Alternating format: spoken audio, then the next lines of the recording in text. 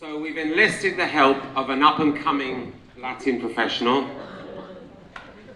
who is really quite talented, absolutely nuts, and one of our greatest former champions. Please welcome Mr. Michael Stylianos.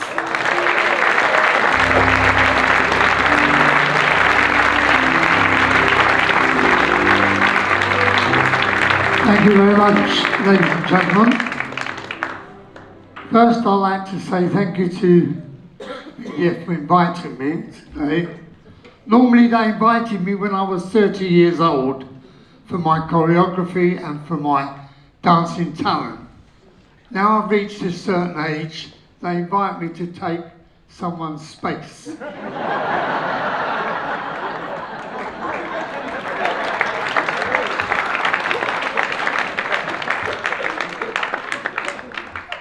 I would have used some of the ladies here to dance with me today, but unfortunately I can't because they've all had hip replacements, knee replacements, shoulder replacements, you name it, they've had everything done. I'm going to tell you about my life.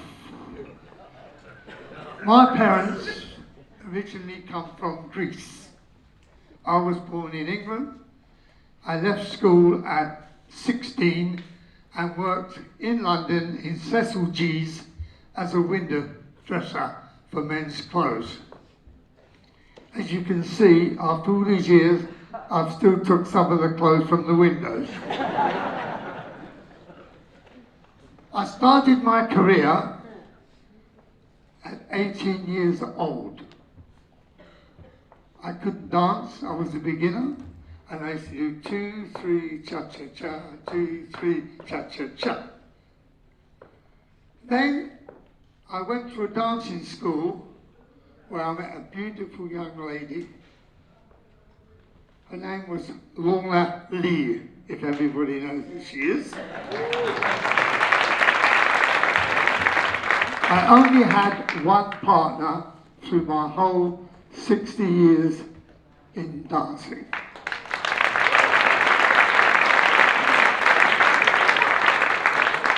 I'm sure, like a few of us up there, we're all coming to our 60 years anniversary.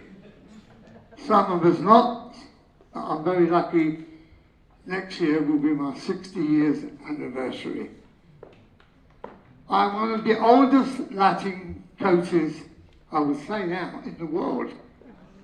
Because everyone who was a little bit older than me have all died. So I'm very happy to say I'm still here at 80 years old.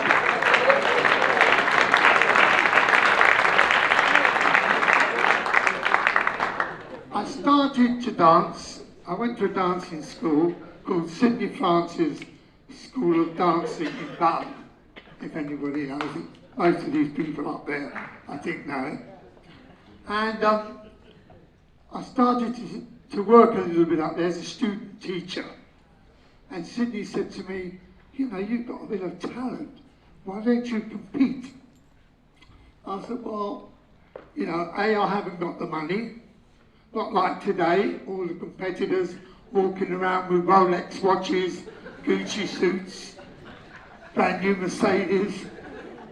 We had to have little bikes to get to work, and we had Primark's clothes and, you know, borrow people's shoes to dance.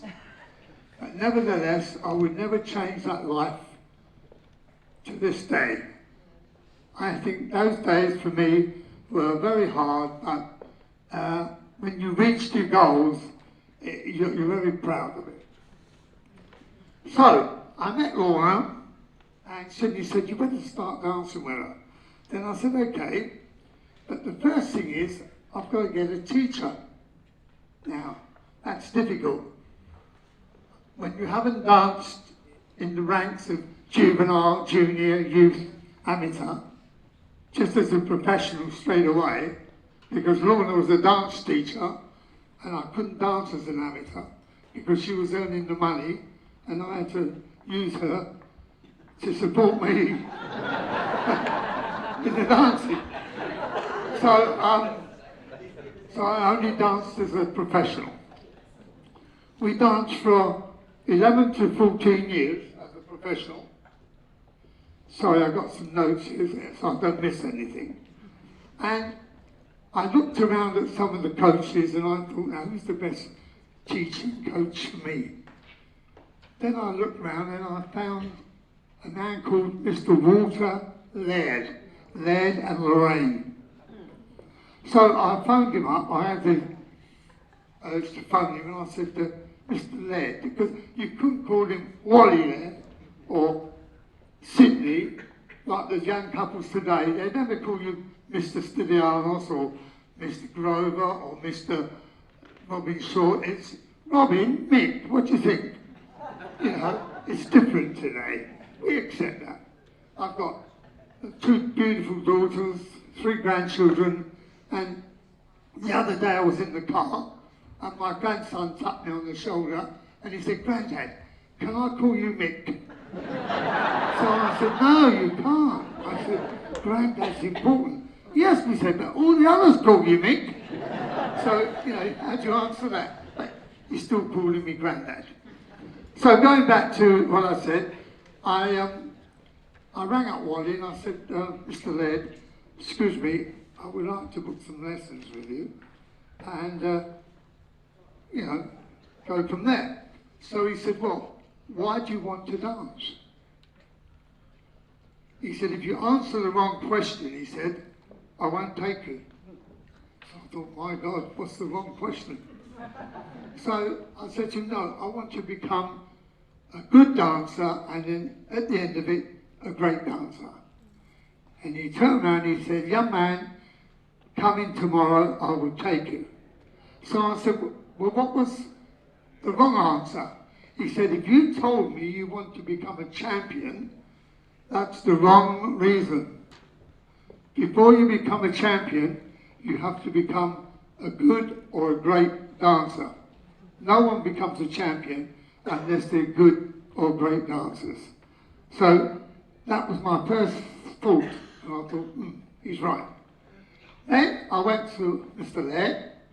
He was a technician, he was a brilliant man, because he had a part-time job beside his dancing. He worked for the Ministry of Defence and he used to design the cockpits in aeroplanes. So he had a very good brain for technical mathematics and also went to Cambridge. So he was a very clever man. So I learned all my technique from Mr. Walter Laird. Then I thought, now, where do I go from here? Because I've got to do choreography. Although I love to do choreography myself, which I did eventually become a choreographer. So Walter Laird said to me, "Go to a man called Mr. John Delroy." John Delroy was a fantastic man on choreography. He was an artist. He knew everything about the theatre, the ballet, everything. So I went to him. Then Wally said to me, "When you get the things from Leonard, please bring it back to me. I want to see it before you put it on the floor." And I did that. Then John Delroy said to me, "If you want to learn to do a beautiful rumba or a samba or cha-cha, go to a lady called Miss Doris Lavelle." Now, Miss Doris Lavelle, she must have been 90 when I went to her. She was old. She used to do rumba like. And I thought, my God, I can't dance like that. The judges wouldn't even put me in a 96 if I danced like that. So anyway, I went to Doris Lavelle because she was the first lady to go to Cuba and learn the real rumba, the square rumba as we know it. Da, dee, da, da. And then she went to Brazil and learned the samba. She went to America for the cha-cha and swing. And she went to France for the paso doble. Now everybody thinks the Paso Doble is Spanish. It's not. It's French. The names. La Coup de Pique, La Fenêtre. All the names come from France. I used to go to Barcelona and Real Madrid to watch bullfighters so I can learn the Paso Doble my way. And I used to watch El Cordobés in the Paso Doble. He was so fantastic. He had shaping, he had style. No one could beat him. Today, I watch some of the couples in the Paso Doble. Before the music starts, they go, what's that? Are they trying to get rid of the bullshit off the floor? What are they trying to do? I mean, what are they trying to get off the floor? That's how the Coup de Pique started. Flicking the bullshit off your feet. The pus, missing all the bullshit off the floor. That's how it all started. You know, we laugh about it now, but that's how it started. Then, from there, after I learned the dancing, we went to a school called, after 4 months to compete, called the Royston in Penge, where Peggy Spencer, MBE, had it. Now, as all the couples know it, it's Matico's now.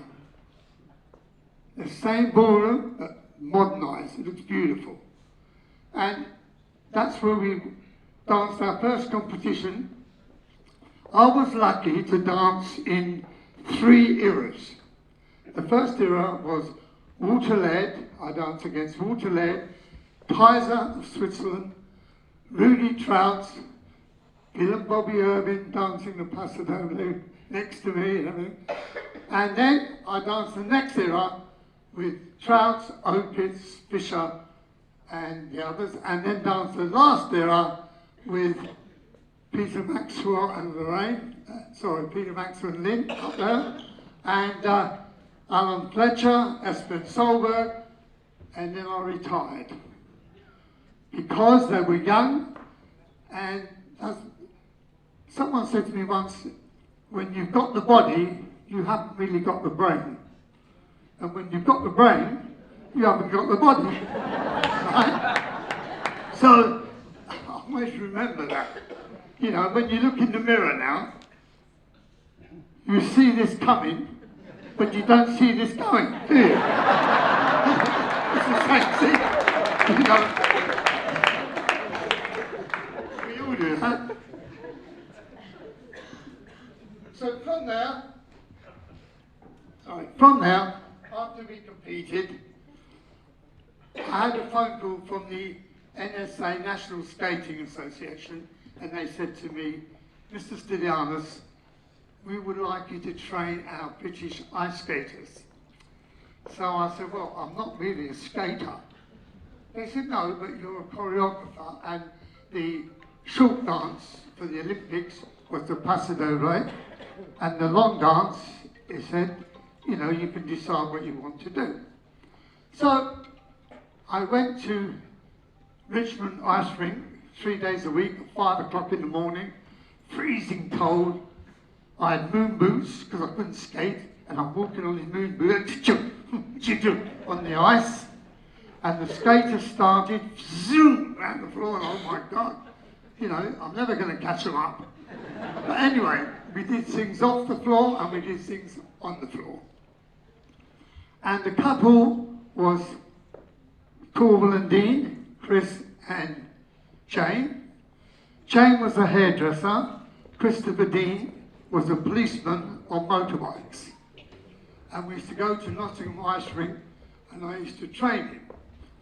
And one day he's skating and he fell and he went on both knees. And Jane went down on the knees to pick him up. And I thought, wow, that's a good start for the Bolero. And that's how we did the Bolero. We started the Bolero from that accident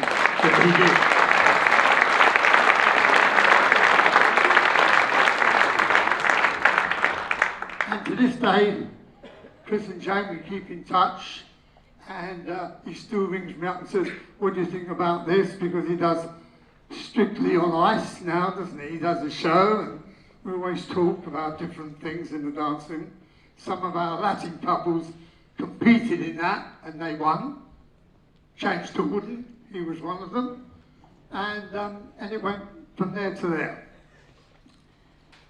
After that, I was dancing at one of the beautiful ballrooms in the world. It's a dream, Blackpool.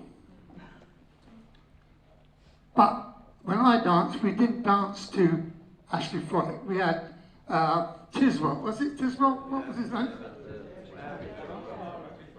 Yes, that's right.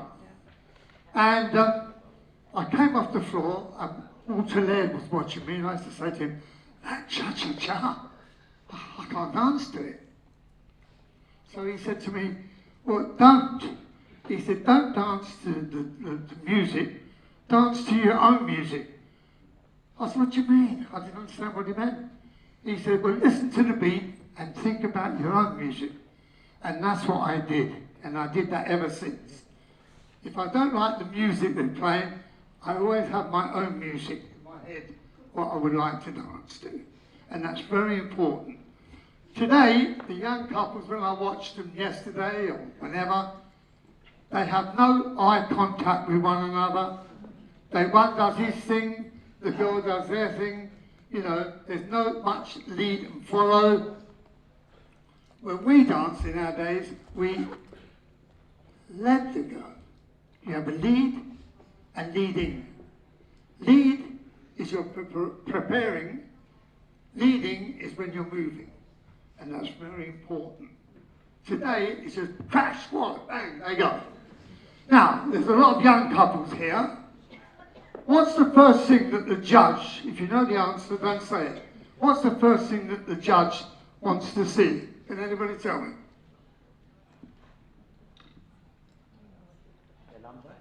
Your number. Very good.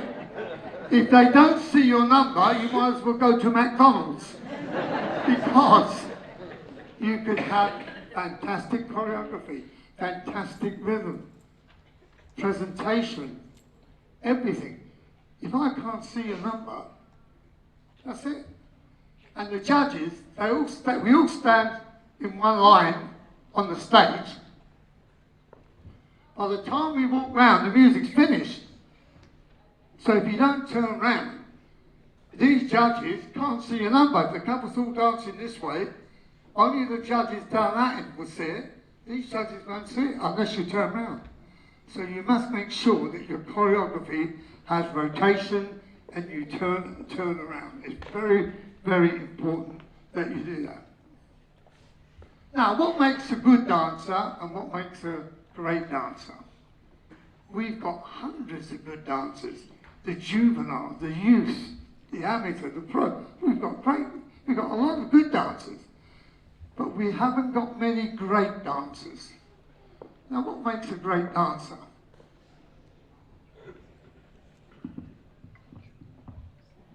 I'll tell you.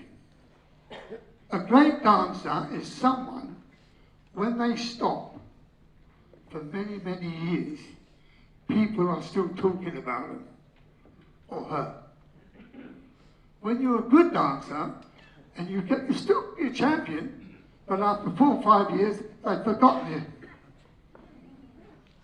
If you said to me, who won Blackpool 8 years ago, you might not remember. If you was a great dancer, you would have remembered. And the same in ballroom, we have fantastic great dancers. And the same in Latin, we have many, you know, in the old days. Today, there's not many, unfortunately, there's not many great dancers. Your teachers can't make you a great dancer, only yourself you can become a great dancer. You make yourself a great dancer. So, pardon? Oh, I've got a minute, have I? Do you see how they cut me? Ladies and gentlemen, I hope I haven't bored you, you know, and I hope this Congress gets bigger and bigger and bigger. I hope I'm alive to come again in a few years and do another lecture for you, and with my wife. I would have done the knee walks. But I know if I didn't, I wouldn't be able to get up from the other end. So I'll leave that to you. So on part of the BDF, thank you very much for my coming today as a lecture. And ladies and gentlemen, thank you very much for supporting the conference. Thank you very much indeed.